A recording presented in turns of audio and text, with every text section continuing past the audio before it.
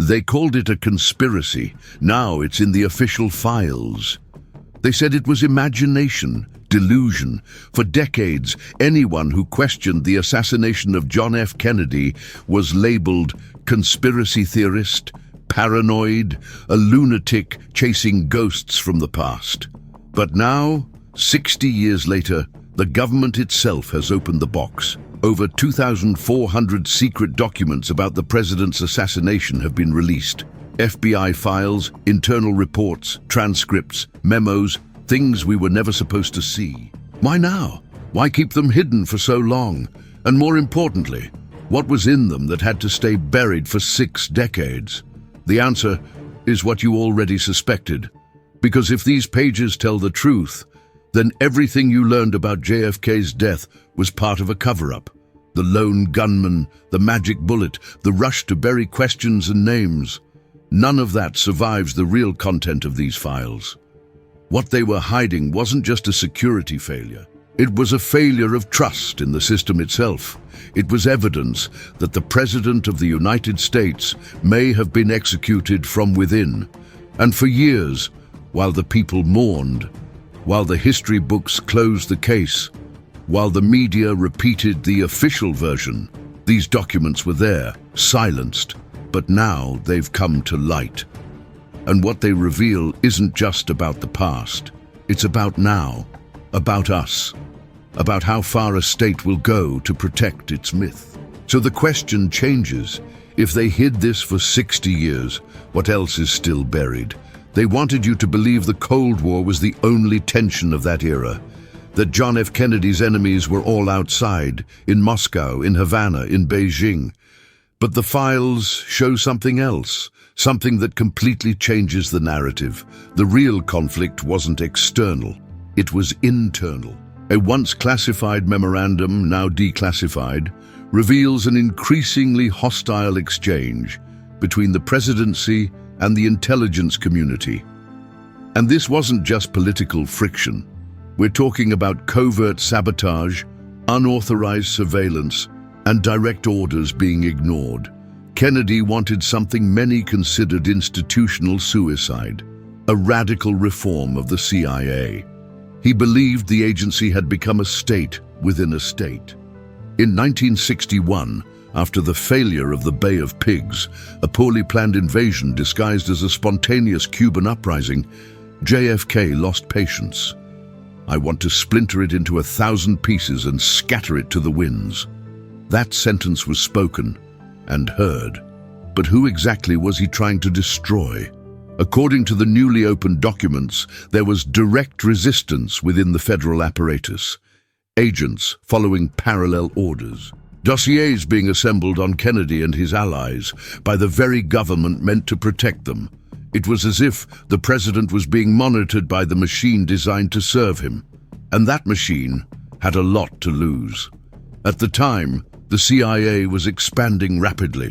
Covert operations in over 40 countries, a black budget, near total autonomy and practical immunity.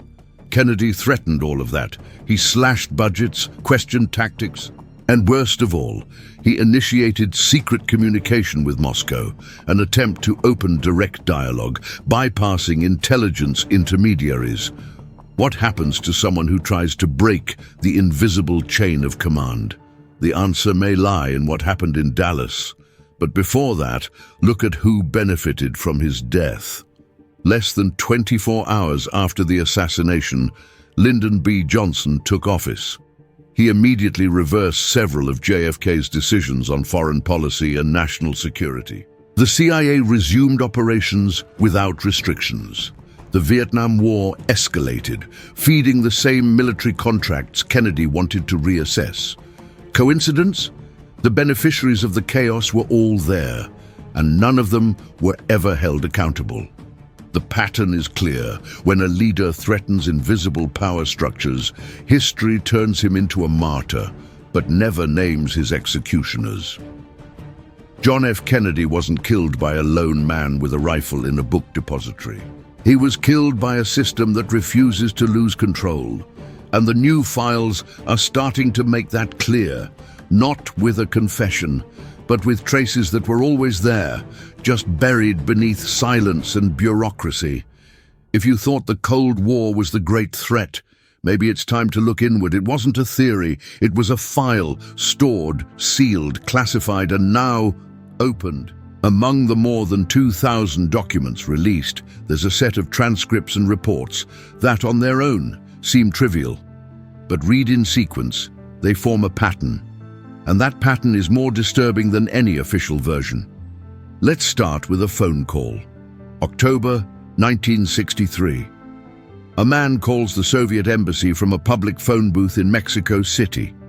He introduces himself as Lee Harvey Oswald, says he needs to speak to someone about an urgent trip to the USSR. The agent on the line finds the accent suspicious. The voice doesn't match CIA records of Oswald. The tone, the fluency, the pronunciation, all different. That call was recorded and kept secret for 6 decades. But there's more. The original FBI report mentions that the recording was reviewed by forensic experts and that those experts could not confirm that the voice was Oswald's. That detail was never cited by the Warren Commission, never mentioned in the news, never included in the history books. Now imagine someone impersonating Oswald, calling the USSR just weeks before a presidential assassination. That's not a coincidence. It's narrative construction. And that's just the beginning. Other files reveal detailed CIA reports on Oswald, with dates that contradict the official story. According to the accepted version, Oswald only came under intelligence surveillance after returning from the Soviet Union in 1962. But the documents show psychological profiles being compiled as early as 1960, 2 years earlier. Who monitors a citizen that closely for that long without admitting it?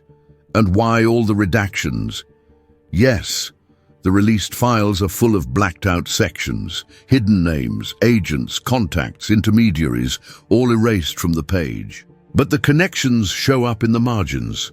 Notes about known anti-Castro operatives, mentions of autonomous groups in Miami and New Orleans, and cross-references with counterintelligence files. There's a common thread.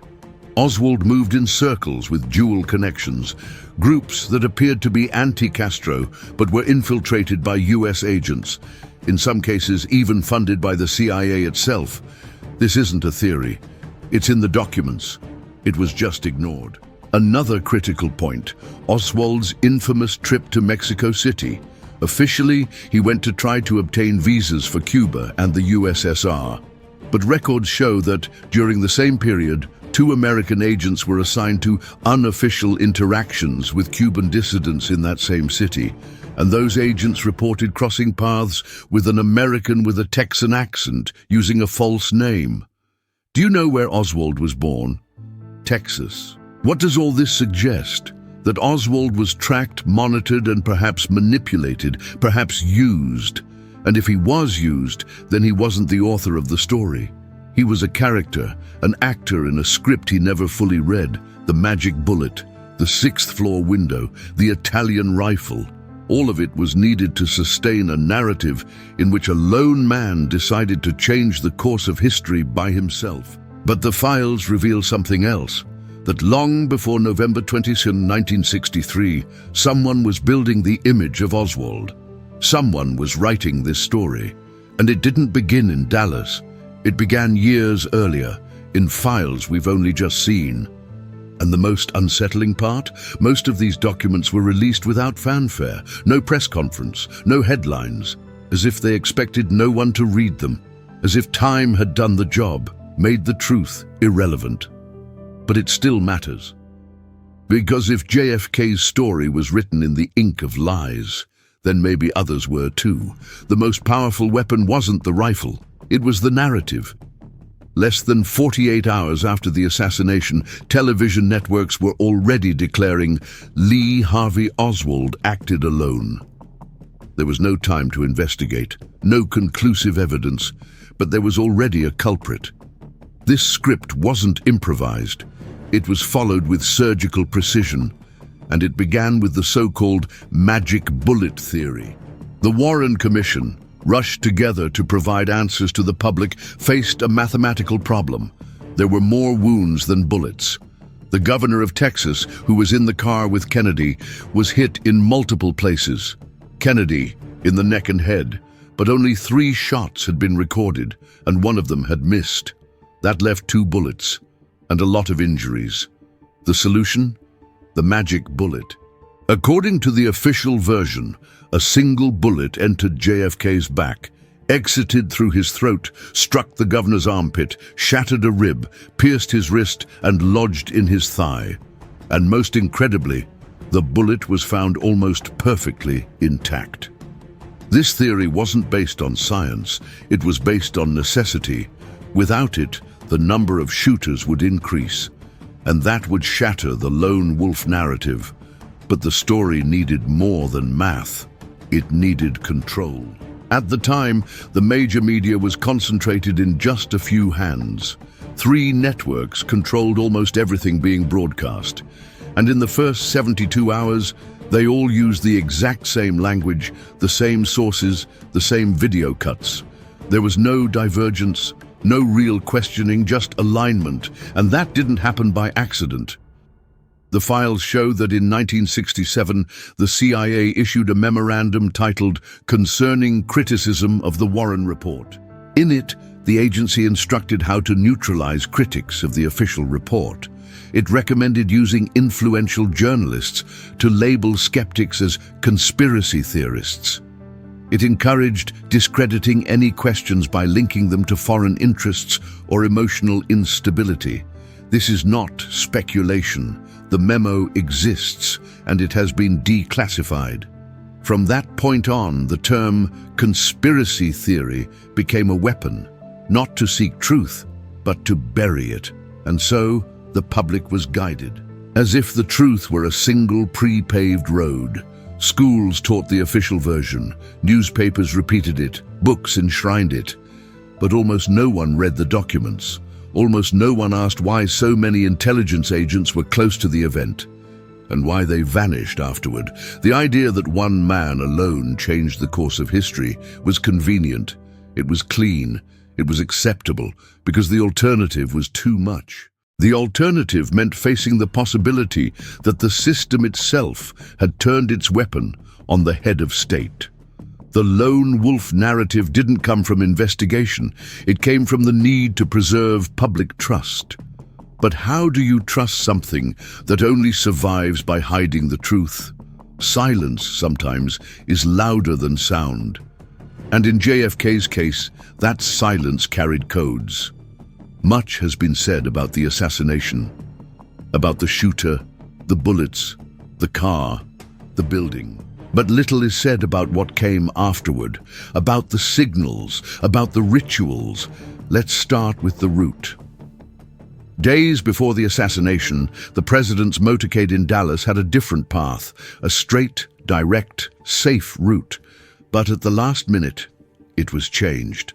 The limousine would now have to make an L-shaped turn, slow, exposed, perfect for a shooter. Who ordered the change? The Secret Service claims it was a local request. The local government says it followed federal orders. And the documents? Silence. That change was never clearly explained, and it just happened to place the president right in front of the alleged shooter's window on the 6th floor. But that's not all. At the moment of the fatal shot, the Dallas police radio, broadcasting on an open channel, was interrupted by a string of codes. There was no reply. No immediate backup. The code was later explained as a technical error. But some military communications experts saw something else, a pattern. A form of signal jamming that only occurs with deliberate overlap of frequencies. The President of the United States was killed in broad daylight in a patrolled city with live broadcasts, and the radios failed at the exact moment. But perhaps the most unsettling part was the funeral. The procession followed strict military protocol, but it wasn't just formality. It was a message. The casket was carried by 8 men, 5 of them with backgrounds in covert operations. The flag was folded in an unusual way, And in the background, as the body was laid to rest, a traditional song played. A song not associated with mourning, but with rituals of command transition.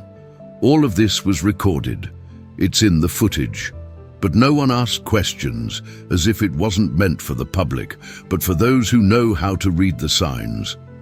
Another overlooked detail. On November 22, 1963, several key intelligence figures were unreachable. Last-minute trips, unexpected meetings, radio silence, and that includes the chief of the CIA's Western Hemisphere Division, the man overseeing operations in Cuba and Latin America. Missing for 12 hours. Coincidence? Maybe. Or maybe, as always, the system was sending a signal, marking its territory. These symbols are not metaphors. They are the invisible language of power. They aren't meant for the public. They are meant for those in the shadows. For those who need to understand that on that day, a line was crossed, and the system reasserted itself. JFK wasn't just eliminated. He was silenced with ritual, with code, with a spectacle meant for the backstage. And if that sounds exaggerated, it's because you still believe everything is explained on the news. It would be easy to leave the JFK case in the past, to treat it as an isolated tragedy, a historical mistake. But patterns don't lie. And what began in Dallas in 1963 didn't end there. It echoes.